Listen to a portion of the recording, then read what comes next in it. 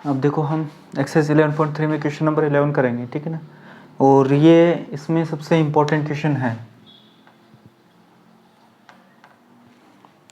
ठीक है। अब इम्पोर्टेंट इसलिए कि अगर एग्ज़ाम में आएगा तो ये इसी तरीके से आएगा, सेम यही लैंग्वेज।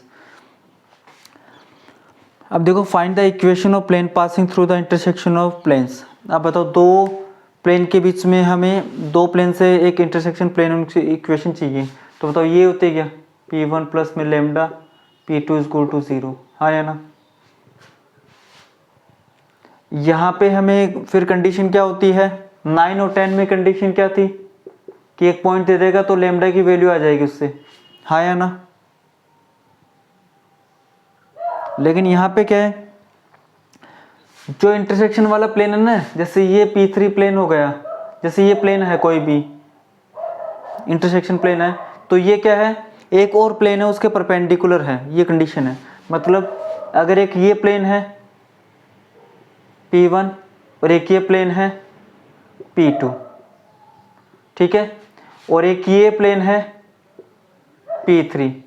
अब बताओ इस प्लेन के परपेंडिकुलर इन दोनों से इंटरसेक्शन से एक ही प्लेन पास होगा नहीं होगा, बताओ हाँ या ना। क्या इन दोनों के इंटरसेक्शन से तो बहुत सारे प्लेन पास हो सकते हैं, ये भी, ये भी, ये भी, ये भी, ये भी। लेकिन क्या ये सारे प्लेन इस प्लेन के परपेंडिकुलर है क्या? एक ही प्लेन होगा जो परपेंडिकुलर होगा। अब एक बात और बताओ कि अगर ये दो प्लेन आपस में परपेंडिकुलर है और हमने कंसेप्ट पढ़ा था कि एंगल बिटवीन टू प्लेन्स किसके इक्वल होगा, एंगल बिटवीन देयर नॉर्मल्स, हाँ या ना।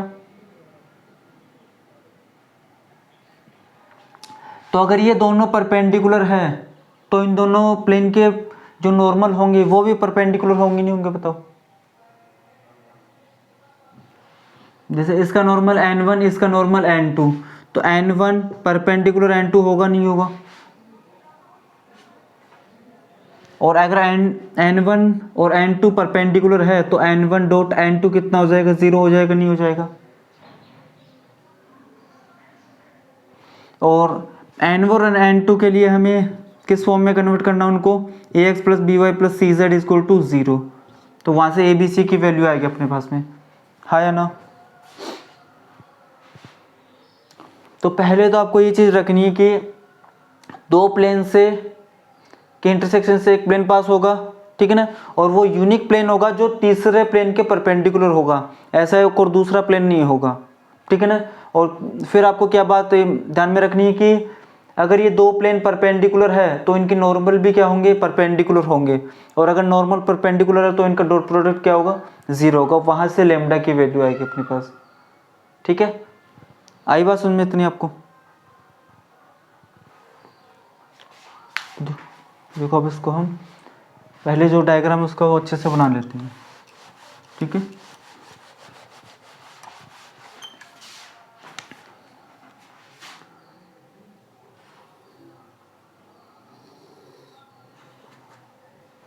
ये P1, ये P2। P1 क्या देखो, x plus y plus z is equal to 1, x plus y plus z is equal to 1। P2 क्या है अपना, 2x प्लस 3y प्लस में 4z, 2x प्लस में 3y प्लस में 4z is equal to 0, is equal to 5 है, is equal to 5, ठीक है। और एक ये परपेंडिकुलर प्लेन है P3, ये क्या है देखो, P3 क्या है, x minus y plus z is equal to 0, x minus y plus z is equal to 0, और इसके परपेंडिकुलर एक प्लेन होगा, उसको मैं P4 लिख रहा हूँ। अब बताओ P4 जो प्लेन होगा वो P1 प्लस में लेमडा P2 होगा नहीं होगा, इज इक्वल टू 0, हाँ है ना। इतनी बात समझ में आ रही है। देखो सिंस P1 क्या अपने पास में x plus y plus z is equal to 1, तो इट इम्प्लाइज हम P1 को क्या लिख सकते हैं, x plus y plus z minus में 1 इजक्वल टू 0, है ना। एंड P2 क्या है देखो अपने पास में, 2x प्लस में 3y प्लस में 4z इजक्वल टू 5, तो इट इम्प्लाइज P2 क्या हो जाएगा, 2x प्लस में 3y प्लस में 4z माइनस का 5 is equal to 0। Since required equation of plane passing through intersection of planes is given by P1 plus में lambda P2 is equal to 0। ठीक है, अब P1 क्या है देखो अपने पास, x प्लस वाई प्लस में z माइनस 1 प्लस में लैम्डा 2x प्लस में 3y प्लस में 4z माइनस में 5 इज इक्वल टू 0। अब देखो P3 में ये जो 1 माइनस 1 1 है, ये डायरेक्शन रेशियोज है कि नहीं है बताओ।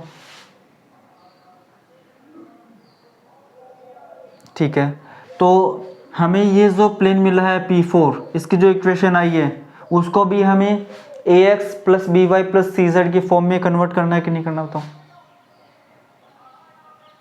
तो इसके लिए हमें थोड़े से एफर्ट करने पड़ेंगे, वो देखो क्या है, ये इक्वेशन नंबर 1 हो जाएगी।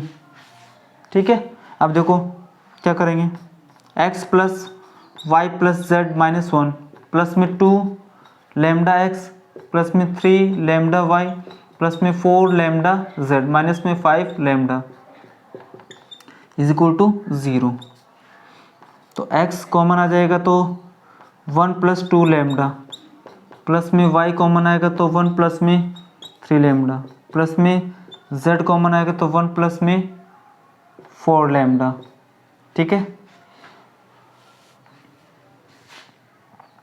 माइनस 1 कॉमन आएगा तो 1 प्लस में ये माइनस 1 प्लस में 5 लैम्डा इज इक्वल टू 0। या तो समझ में आ रहा कि नहीं आ रहा तो आपको। ठीक है, अब देखो इसको ax plus B y plus सी जेड के फॉर्म में लिखेंगे हम, तो हम किसको क्या लिख सकते हैं, और 1 प्लस 2 लैम्डा x प्लस में 1 प्लस 3 लैम्डा y प्लस में 1 प्लस 4 लैम्डा z, और इसको अंदर मल्टीप्लाई कर लो, माइनस 1 माइनस का 5 lambda is equal to 0। Comparing with ax plus B y plus C z is equal to 0 we get a की value आ जाएगी कितनी, 1 प्लस 2 लैम्डा, b की वैल्यू आ जाएगी 1 प्लस 3 लैम्डा एंड c की वैल्यू आ जाएगी 1 प्लस 4 लैम्डा। सो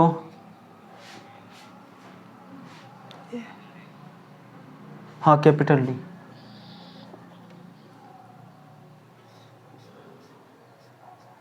ठीक है,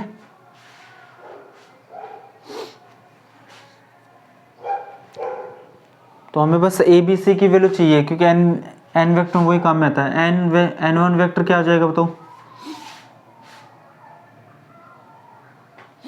क्या हो जाएगा, 1 प्लस 2 लैम्डा आई कैप,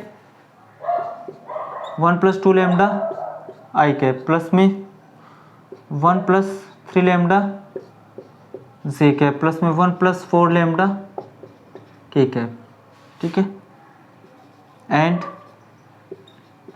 P4 देखो, P3 क्या है अपने पास में, P3 की इक्वेशन क्या है, x माइनस वाई प्लस में z is equal to 0।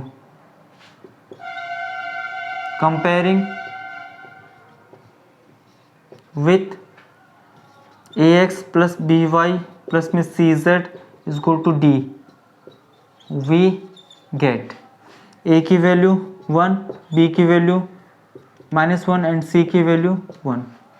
So n2 vector कितना आ जाएगा, देखो आई कैप माइनस में जे कैप प्लस में के कैप। ठीक है, या तो समझ में आ रहा है आपको? अब देखो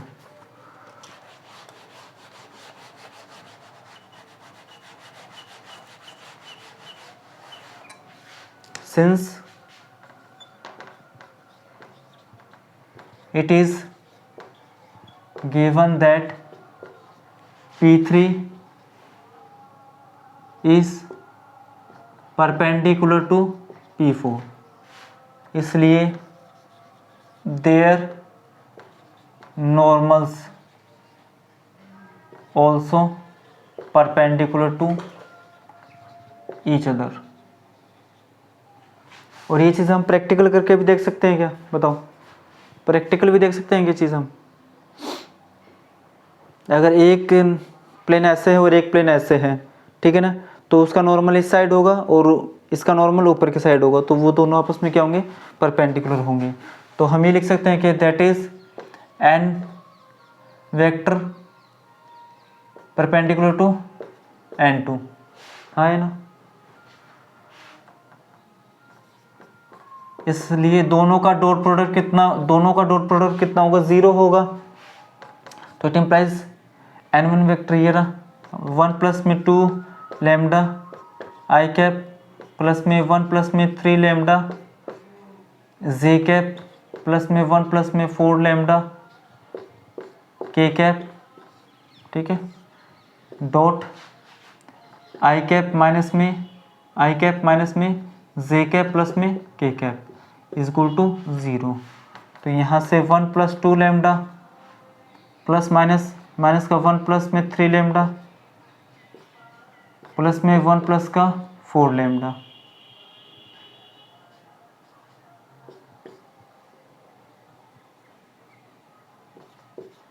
इज इक्वल टू 0। तो इट इम्प्लाइज 1 प्लस में 2 लैम्डा माइनस में 1 माइनस में 3 लैम्डा प्लस में 1 प्लस में 4 lambda is equal to 0। It implies 1 से 1 कैंसिल। ठीक है, 4 और 2 6 में से 3 जाएगा तो 3 लैम्डा, तो 3 lambda 1 plus 3 lambda is equal to 0।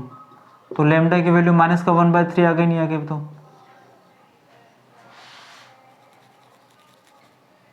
Minus का 1/3। और ये कहाँ रखेंगे हम, पुट इन इक्वेशन 1 में रखते हैं इसको। ठीक है, इक्वेशन 1 में रखते हैं इसको।